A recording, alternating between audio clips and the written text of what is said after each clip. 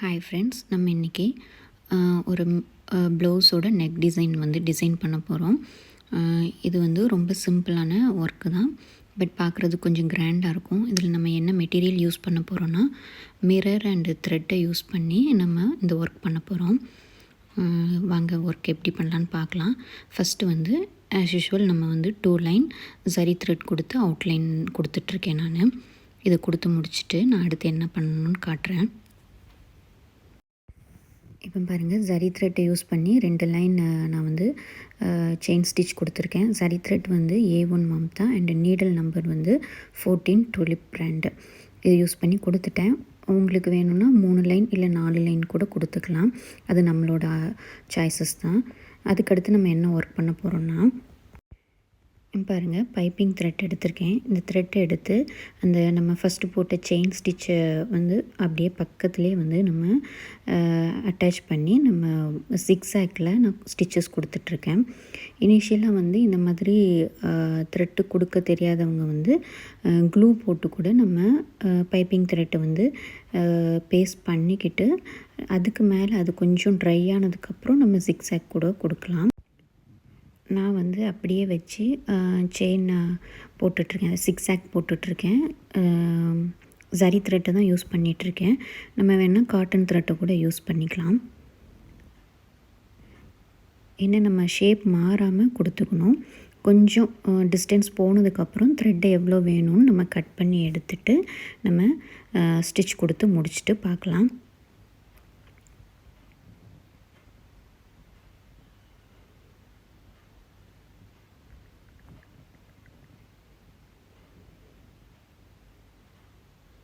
இப்போ நான் கட் பண்ணி எடுத்துட்டேன்.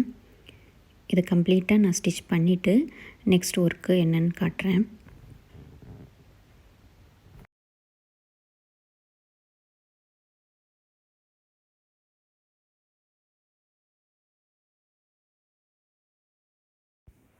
அடுத்து பாருங்கள், பைப்பிங் த்ரெட் கொடுத்து முடிச்சுட்டு நம்ம வந்து ஒரு டேப் எடுத்து 1.5 இன்ச்சு 1.5 இன்ச்சு நம்ம வந்து மார்க் பண்ணிக்கிறோம்.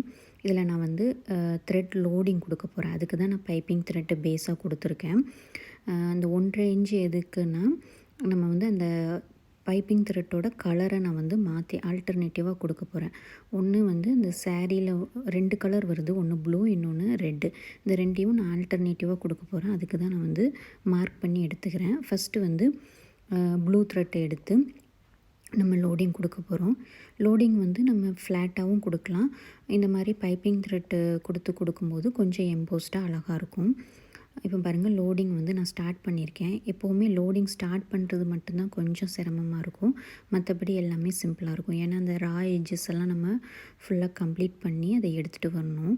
இதை கொஞ்சம் நல்லா வீடியோவை பாருங்கள், உங்களுக்கே தெரியும் எப்படி நம்ம வந்து அந்த ஸ்டார்டிங்கை நம்ம எடுத்து கொண்டு வரோன்னு. அதே சமயம் நம்ம சேனலில் வந்து கிளாஸஸும் ஆரி கிளாஸஸும் போயிட்டுருக்கு. கிளாஸஸ் கற்றுக்கணுன்னு விரும்புகிறவங்க அந்த சேனலையும் பாருங்கள், சேனலில் உள்ள வீடியோஸையும் பாருங்கள். நான் வீடியோஸோட லிங்கையும் வந்து டிஸ்கிரிப்ஷன் பாக்ஸில் கொடுக்குறேன்.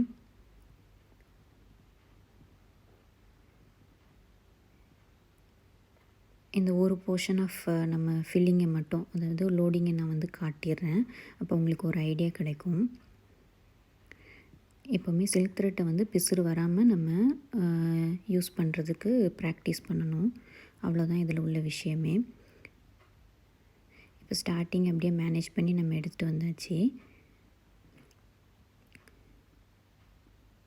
பாருங்கள், நான் அந்த 1.5 இன்ச்சுக்கு நம்ம மார்க் பண்ணியிருக்கோம் இல்லையா, அது வரைக்குமே நம்ம ஃபில் பண்ணிவிட்டு அங்கே நாட் போட்டு எடுத்துடணும்.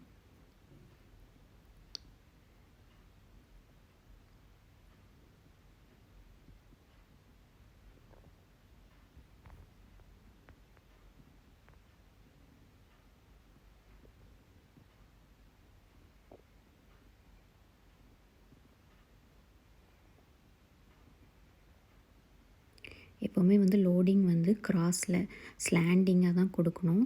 ஸ்ட்ரைட்டாக கொடுத்தா பார்க்குறது நல்லா இருக்காது. ஸோ வந்து ஸ்லாண்டிங்காக தான் கொடுக்கணும். இப்போ அந்த சைடு நாட் போட்டு எடுத்துட்டு நம்ம செகண்ட் போர்ஷனை விட்டுட்டு அடுத்து தேர்ட் போர்ஷனுக்கு போகணும். ஸோ அப்போ தான் நம்மளுக்கு ஆல்டர்னேட்டிவாக கலர் சேஞ்ச் பண்ண முடியும். இதை முடிச்சுட்டு நம்ம அடுத்த கலர் எப்படி கொடுக்கலான்ட்டு நான் காட்டுறேன். பாருங்கள், நான் ப்ளூ கலர் யூஸ் பண்ணி அதை முடிச்சிட்டேன். இப்போ செகண்ட் போர்ஷன் வந்து அந்த ரெட் கலர் எடுத்து நான் ஃபில் பண்ண போகிறேன்.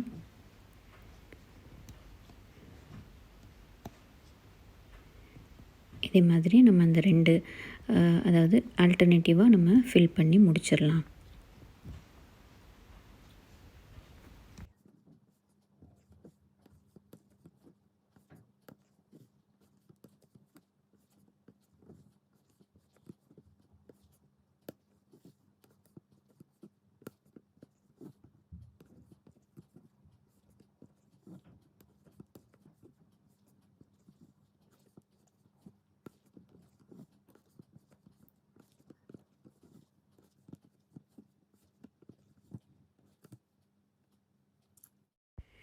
த்ரெட் லோடிங் முடிஞ்சதுக்கப்புறம் அதுக்கு அவுட்லைனில் வந்து சரி த்ரெட்டை வச்சு ஒரு லைன் வந்து நம்ம செயின் ஸ்டிச் கொடுத்துடலாம்.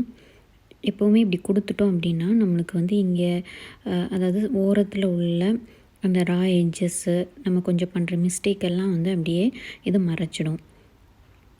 ஒரு டிசைன் சுற்றி எப்போவுமே அவுட்லைன் கொடுக்குறது அதோடய ஃபினிஷிங் கொஞ்சம் நல்லா காட்டும். அதுக்காக தான் நம்ம வந்து இப்போ ஒரு லைன் கொடுத்துட்ருக்கேன். தேவைப்பட்ட 2 லைன் கூட கொடுத்துக்கலாம். இந்த ஒரு லைன் முடிச்சுட்டு நம்ம பார்க்கலாம். பாருங்கள், ஒரு லைன் முடிச்சுட்டு அடுத்து டேப் எடுத்து நான் ஒரு ½ இன்ச்சுக்கு நான் மார்க் பண்ணிக்கிறேன்.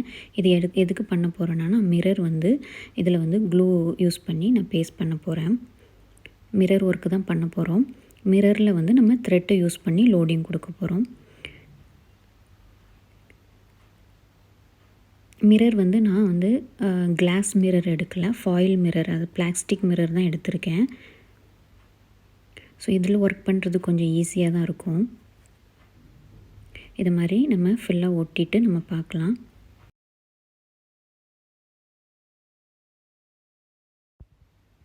பாருங்கள், மிரரை நான் வந்து பேஸ்ட் பண்ணிவிட்டு அதை ட்ரை ஆகவும் நான் வந்து டைம் கொடுத்துட்டு மிரரை சுற்றி வந்து நான் த்ரெட்டை யூஸ் பண்ணி லோடிங் கொடுத்துட்ருக்கேன். இதில் வந்து 2 டைப் இருக்குது. நான் ஒரு டைப்பை யூஸ் பண்ணி கொடுத்துட்ருக்கேன். இந்த ஸ்டிச்சை பாருங்கள். இதை பார்க்கும்போது உங்களுக்கு நல்லா அண்டர்ஸ்டாண்ட் ஆகும். இது புரியலன்னா கூட நம்ம கிளாஸில் ஒரு டீட்டெயில்டாக பார்க்கலாம். கிளாஸ்க்கு வந்து எப்படி நம்ம த்ரெட்டை யூஸ் பண்ணி லோடிங் கொடுக்குறது. இதுலேயும் நம்ம ஆல்டர்னேட்டிவ் கலர், ஒரு மிரருக்கு வந்து ப்ளூ கலர், ஒரு மிரருக்கு ரெட் கலர், அந்த மாதிரி தான் வந்து நான் ஆல்டர்னேட்டிவாக கொடுத்துருக்கேன்.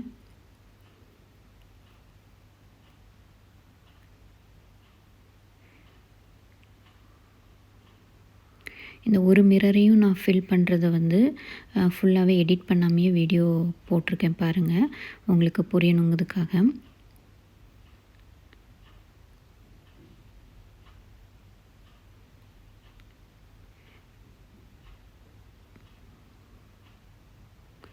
இந்த கிளாத் வந்து ரொம்ப சாஃப்டாக இருக்கிறதுங்கிறதுனால நம்மளுக்கு வந்து ஹோல் நிறையா வருது. நம்ம கிளாத்தை வந்து ஃப்ரேம்லேருந்து ரிமூவ் பண்ணதுக்கப்புறம் நார்மல் ஆகிடும்.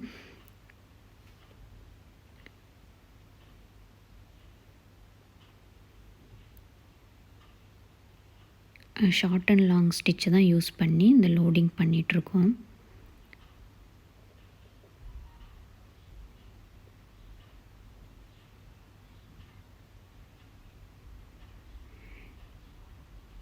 பாருங்கள், அழகாக முடிச்சாச்சு, லோடிங் முடிச்சாச்சு. எங்கே ஆரம்பித்தோமோ அந்த இடத்துல வந்து நம்ம நாட் போட்டு முடிச்சுக்கணும்.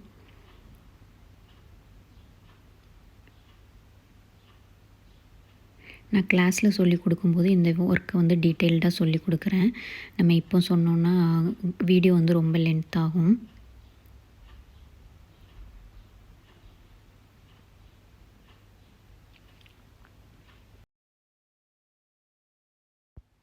அடுத்து நம்ம என்ன பண்ண போகிறோம்னா, எல்லா மிரரையும் சுற்றி ஒரு லைன் வந்து ஜரி த்ரெட்டை யூஸ் பண்ணி செயின் ஸ்டிச்சஸ் கொடுக்க போகிறோம். இது ஆல்ரெடி நான் சொன்ன மாதிரி அந்த அன்ஈவனாக இருக்க ஸ்டிச்சஸ் அண்டு ரா எட்ஜஸ் எல்லாம் வந்து இது அப்படியே மேனேஜ் பண்ணிடும். ஸோ நம்மளுக்கு பார்க்குறதுக்கு ஈவனாக எல்லாமே அழகாக தெரியும், ஒர்க் அழகாக தெரியும். அதுக்கு தான் நம்ம வந்து அவுட்லைன் கொடுக்குறோம். மீல்வையில் அந்த ஹோலுமே வந்து ஓரளவுக்கு ஃபில் ஆயிரும். ஸோ இதை மாதிரி கொடுத்துட்டு நம்ம அடுத்து என்ன ஒர்க் பண்ணலான்னு பார்க்கலாம்.